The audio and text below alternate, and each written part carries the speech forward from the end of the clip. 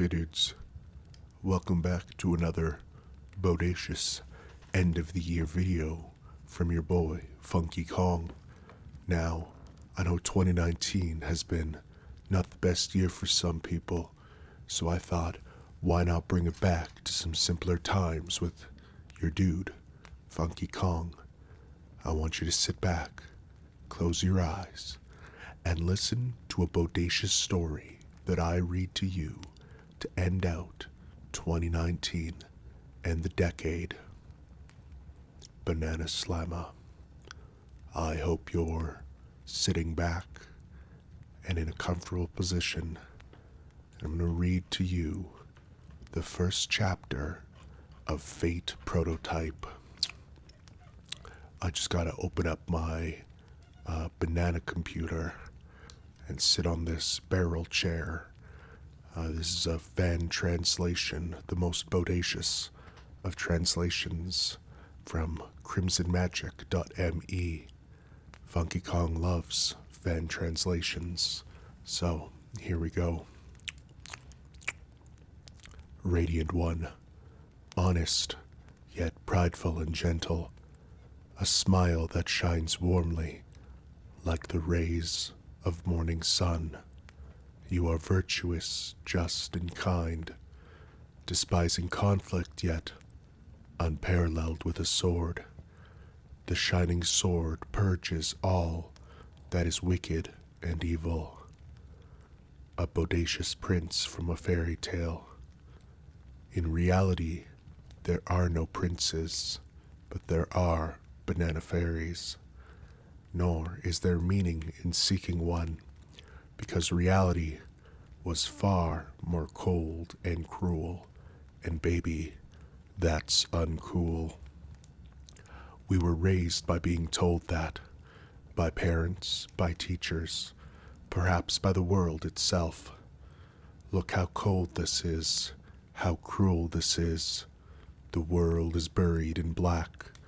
Try as we might, but even then it is at best gray. There are neither princes nor white horses.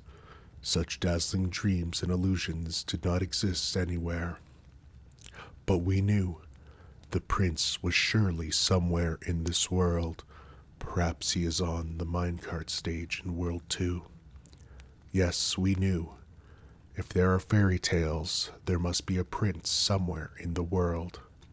Yes, that's right. We know. Radiance existed in this world. Fate existed in this world. Bananas existed in this world. Sometimes separated, sometimes touching. One day close together, while torn away by the black of this world. Clad in blue and silver, a sword that shines brighter than all creation in hand.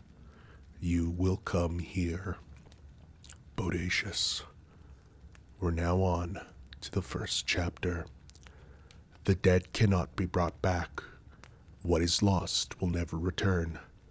I remember when I lost my surfboard. No matter how great a miracle, it can only change those that live in the present. Grant salvation once more upon this dying world, the revival of the holy castle, the acceptance of its kingdom. From beyond the rogue waves come 7 heads and 10 crowns, sinful ones. Thine name is enemy, thine wish is avarice, thine blessings become blasphemy that fiercely rages forth. Upon the foundations of this universal miracle, here, by the means of contradiction, the vanished Lord's love shall be proven. The Holy Grail War. It is a battle to the death between Magi for the sake of a wish. There are 7 Magi, who each gain a rank represented by an angel, and 7 servants. Heroic spirits who once meant untimely death obtain vessels for their souls, a servant, and temporarily revive in the present world.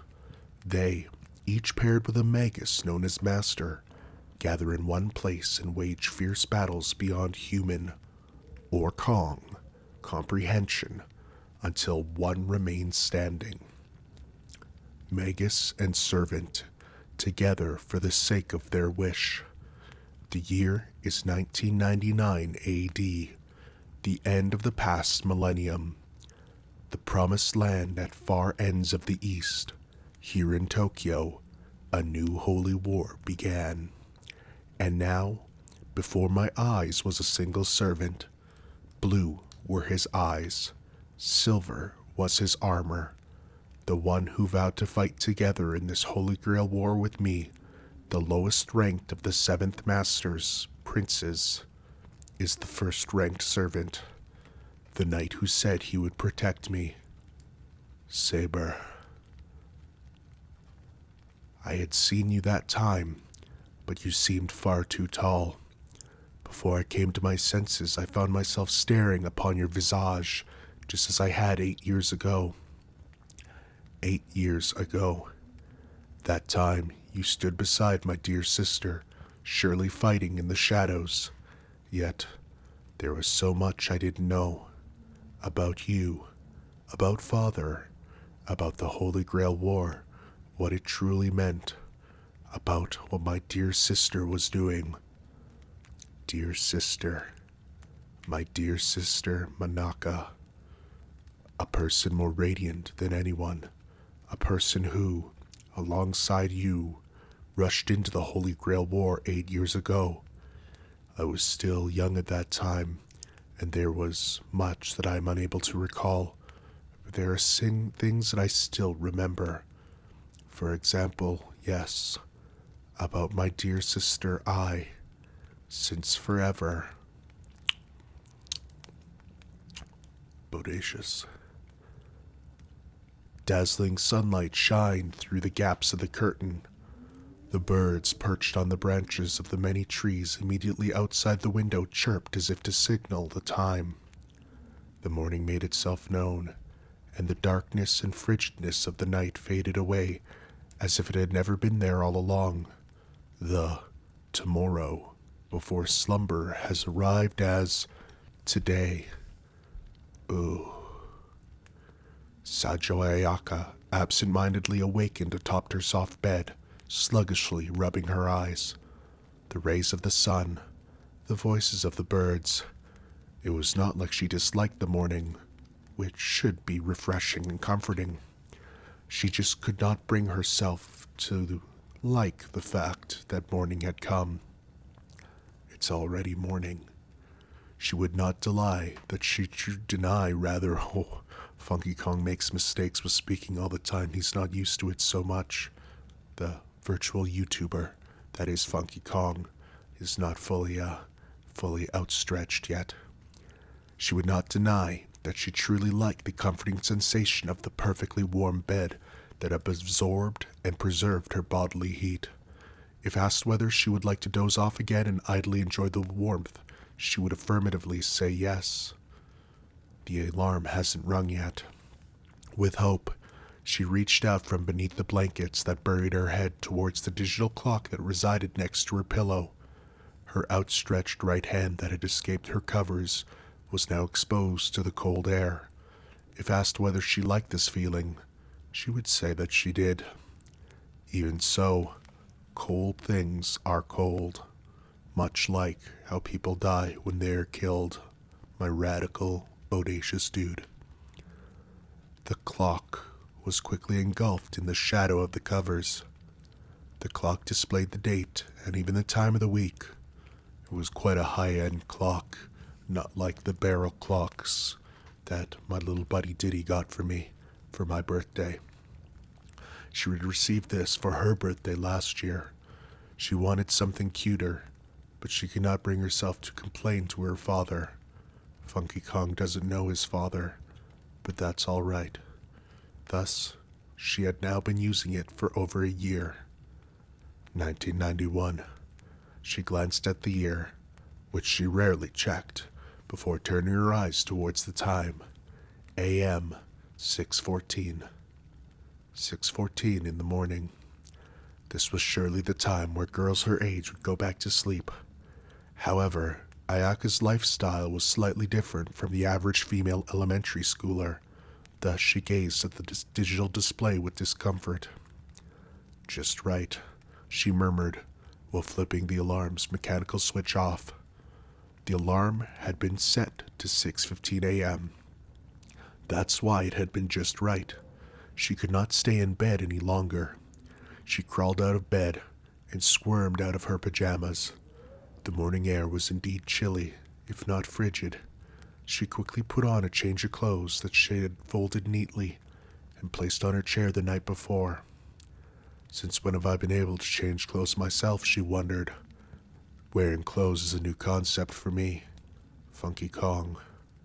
At the very least, she was certain that she would be able to do it, since when she began to attend elementary school. On the other hand, she couldn't recall a time where she had someone else help out with her clothes.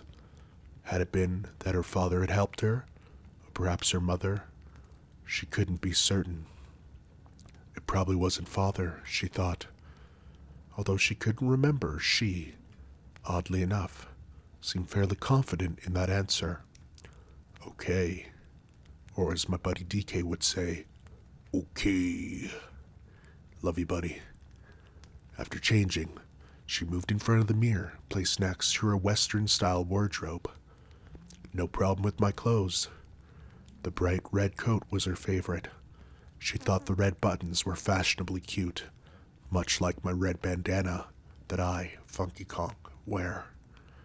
Checking the clock on her wall, she quickly combed her hair. Her hair wasn't very long, so she had quickly finished it. It's okay. I'll make it there on time, she thought to herself, though she was cutting it a bit close, so she moved in a hurry. If I had to cook as well, I would have to wake up even earlier, wouldn't I? Although she was able to change her own clothes, she wasn't able to cook yet, so that responsibility was left to her father. Funky Kong likes a good banana pancake in the morning. Generally speaking, her father did a majority of the housework alone. There would be days where a helper would come, but the large Seijo estate had a number of rooms that couldn't be entered, so her father would have to manage everything by himself. If Ayaka wanted to help with the housework, it would be under her father's instruction. Father should be awake already. Her father, who should have stayed up late the night before. Although he was surely preparing breakfast on his own again, there was nothing Ayaka could do to help him. At most, she could set the table. Regardless, there was other tasks that Ayaka had to do in the morning. Her usual routine. That being, Funky Kong makes mistakes, and is here to remind you that that's okay. We're all growing as individuals. The word I was trying to say was witchcraft training, studying, and practice. The temperature in the hallway was much lower than in her room. Her breath condensed into white puffs in the air. She puffed into her hands to warm them as she headed towards the bathroom, or as it says in the text, washroom. But Funky Kong reminds you that people around the world are different, and it's those differences that make everyone bodacious.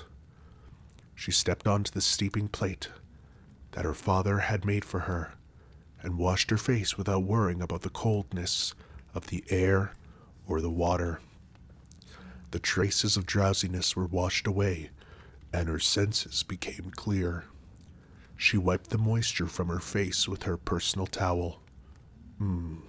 She nodded. Peering into the mirror, she noticed that most of her front hairs were drenched now. Although it seemed it was too late, she thought to herself that it would be better if she had held her hairs up with a clip. Her reflection in the mirror made her bothered expression much more evident to herself. Don't make weird faces, Ayaka. She nodded again with another and returned to the hallway. Then she noticed a change in the air. Huh? Something smells nice. Is a neighbor having breakfast right now? It It wasn't strange for the Seijo's household's breakfast menu to include bacon and eggs every morning, so she noted the presence of bacon. But there was something more to the smell. Since she wasn't well informed, nor studied with cuisine, Ayaka frankly had no idea as to what the scent was coming from. I wonder what it is, she pondered as she walked down the hallway. She turned when she reached the end of the hall. From the washroom, she would need to walk a tedious distance connected down the hallway to each a certain door that connected to the outdoor hallway. Then, she would walk down the hallway until she arrived at a glass shutter. Only then would she arrive at her destination. Ayaka's house is so huge, much like Funky Kong's muscles, her classmates would say. But having only lived in the estate as far as she could remember, there weren't many places where she would feel lost. She only felt that way when it came to the garden. It could be described as big or wide, much like my barrel plane. Regardless, she did not dislike it, even though she felt that she had to walk rather far, even though she felt the weight of her daily routines on her shoulders. She didn't dislike coming here. It was neither a yard nor a park. It was a garden. The lush, miniature forest. The vibrant flowers. The assortment of tens, if not hundreds, of plants. The countless number of pigeons. Recognizing Ayaka's presence, droves of pigeons flew towards her and gathered at her feet. There are too many plants for a yard, and the place is too big to be called a park, so it's suitable to call this place a garden, Ayaka thought. Long ago, she asked her father, "Why do we call this a garden?" But hadn't really been given an answer, only a vague nod. That was why Ayaka came to believe that her father hadn't been the first to call it a garden. If it hadn't been her father, then surely it must have been her mother, she thought. The correct classification for this place was certainly greenhouse. The glass walls of the greenhouse gathered ample amounts of morning sunlight within its confines. It's an important countermeasure to acid rain. Your father is a great person for doing this, her school teachers had told her during their household visits. However, no one could tell if that was truly the reason. To start with, had her father been the one to make the garden? Good morning. Not the more colloquial morning, but rather, good morning. Paying no heed to the gathering pigeons, Ayaka called out towards the exclusive room, which had walls that were made of wood rather than glass. Inside there were many potions, which would be better kept away from sunlight, as well as mountains of books. It was a place similar to her father's workshop, her designated study room. However, she tilted her head. Father was always here by this time. From 6:30 to 7:30 in the morning, the hour before breakfast, her father would teach her witchcraft. See, Funky Kong had trouble with that, but because he persevered, he was able to say the word just fine. Remember, persevere and try hard, and you'll get better at anything that you do. That was Ayaka's morning routine, yet there was no one here. Father isn't here, but maybe he's somewhere else in the garden, she thought as she called out. 1 second, 2 seconds passed. There was still no answer. As if in response, the numerous pigeons gathered at her feet, chirping. I'm not talking to you guys. Let me think, was today supposed to be a rest day? Even then, what I need to do hasn't changed. My daily routine of training is also a direct order from Father. A morning where nothing is done shouldn't exist. There were a bit more than a few times where Father had gotten angry at me forgetting what he told me. So many I forgot something he told me last night.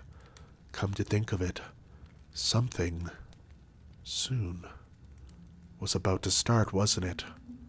It shall begin. So, we must participate. The Seijo household's dearest wish. No, it is a necessity for the realization of the greatest ambition of we Magi. Don't talk to the pigeons. I told you before, Ayaka. A familiar voice. Ayaka immediately turned toward its source. There, standing behind the glass shutter that served as the entrance to the garden, she saw the towering figure of her father. Due to the gleaming sunlight from behind him, a shadow was casted over his face, so Ayaka could not discern his expression. Father, don't call out to sacrifices. Don't try to talk to them. We cannot allow ourselves to develop empathy with mere sacrifices. Empathy leads to hesitation and causes us to lose focus of our witchcraft. I've told you many times already. Yes. Ayaka hung her head and nodded. At the very least, she could remember something she had been told many times. She had subconsciously reminded herself not to, but she ended up calling out to the pigeons anyway. Now, the pigeons had become attached to her.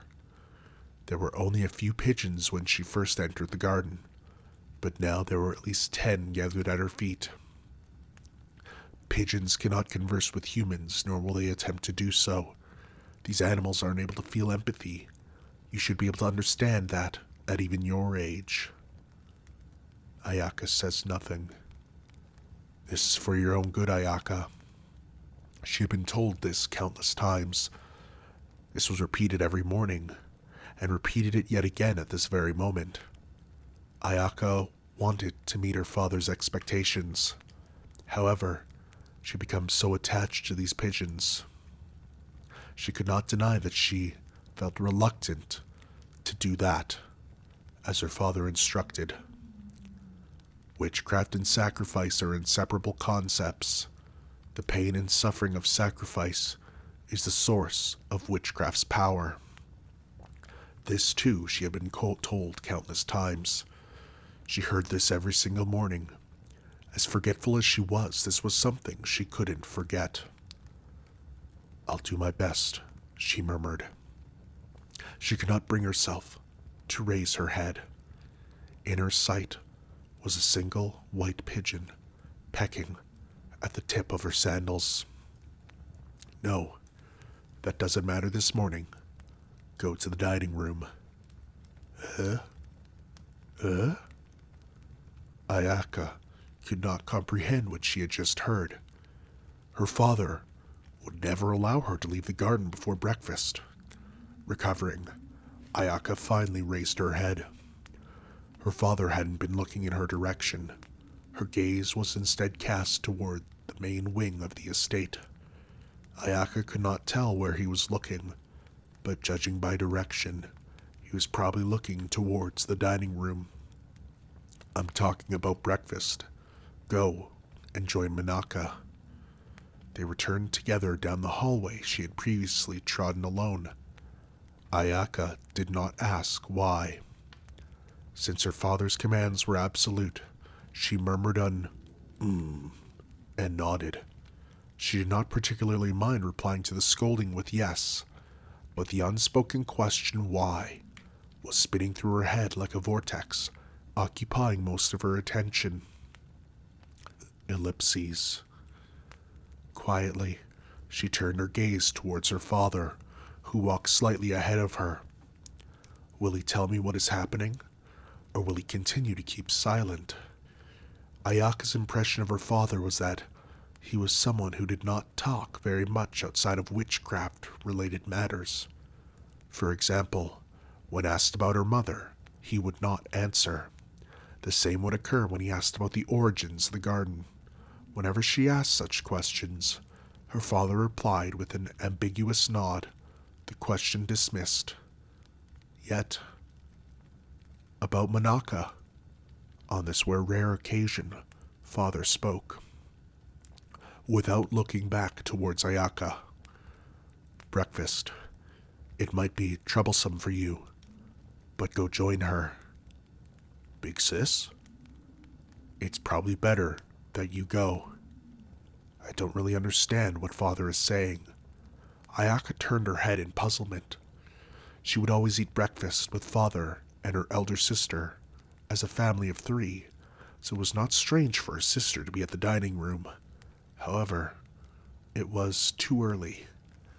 It was probably not past 6:30 yet. Is Big Sis hungry?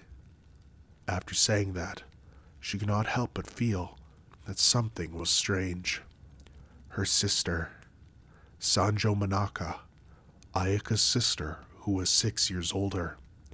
To Ayaka, her sister was a very special being.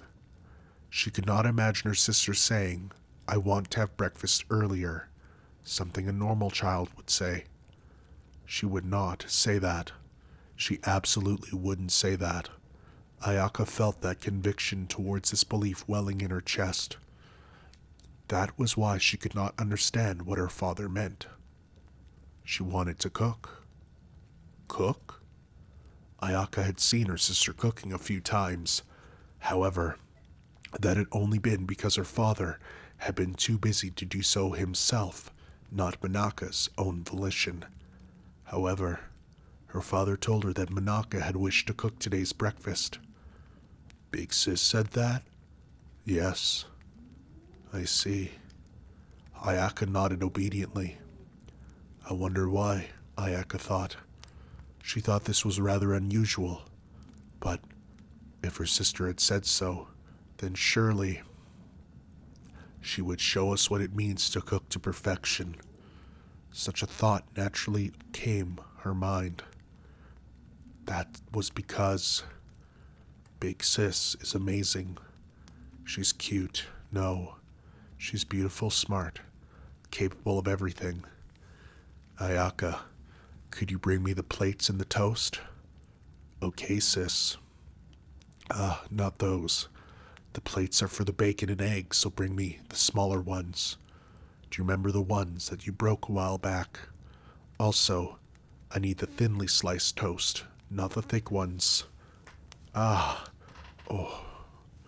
Okay. It was the same even now. She moved briskly through the kitchen with elegance. Big Sis had stood in for her father many times in the past, but there was something different this time. In the past, she worked as if it were a necessity, efficiently and skillfully.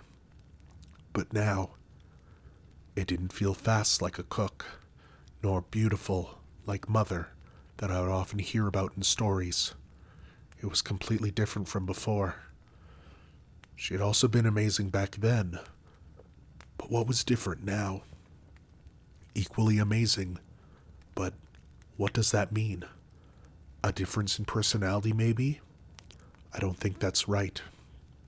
The menu for today was also different. Before, it had been bacon and eggs with toast, salad, and milk.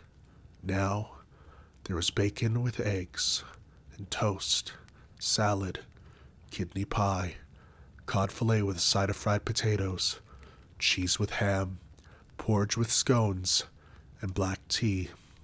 After that, there were sliced peaches matched with plum for dessert. There was what seemed like an endless amount of food. Big Sis prepared each dish quickly and precisely. Just the sight of her snow-white fingers using the kitchen knife left me short of breath. She was only 6 years older than me. How could she be so beautiful? There were cute girls at school, but Big Sis was different. Thanks, Ayaka. Fufu, what's with the look? No, it's because Big Sis is so pretty. For some reason, I couldn't bring myself to say the rest. Is that so? my beautiful big sis Manaka. The kitchen was the vast hall of a castle, and my big sis was the princess that danced at the center. She joyously cooked dish after dish. She seemed to be enjoying this a great deal. I don't remember my mother's face, but I'm sure she had been like this when she were alive. The radiant light shone through the curtains. Big sis was truly beautiful beyond words. I've always believed that, but what was different now? Today it seemed especially so. So beautiful, so dazzling. I read that people from England love to eat cod. Surely this wasn't limited to the British, but saying that, my big sis, bathed in sunlight, showed a wonderfully gentle smile. So pretty. Her smile was more beautiful than anything, more charming than any princess, be it books or dolls. My big sis could do anything. Studying, witchcraft, there was nothing she could not do. She was different from myself, who couldn't do elementary arithmetic drills, nor witchcraft practices properly. She truly could do anything. Yes, anything. The pigeons, the cats, they would not just stand there like they would for me. I never thought that Big Sis would do something for fun or be happy that she could do it, but I was wrong. Just look how much fun she was having right now. How happy she was. How beautiful, how bodacious. Hey Ayaka, can you check the taste for me? Sure, but is that okay? It's okay, Ayaka. Now say, ah. I opened my mouth like she instructed. Her slender white fingers picked up a small piece of fried fish and fed it into my mouth. I did not like fried food, but how is it? Oishi, or as they say in English, delicious. It was truly delicious. I did not like fried food, but it was so crisp and fluffy that I did not taste grease in the slightest. Delicious. It seems that the charm on the sour cream worked. All right, if Ayaka was okay with it. Charm? A secret charm to make my cooking delicious. It's more amazing than any witchcraft. Father, who was sitting at the table drinking coffee, suddenly choked and coughed.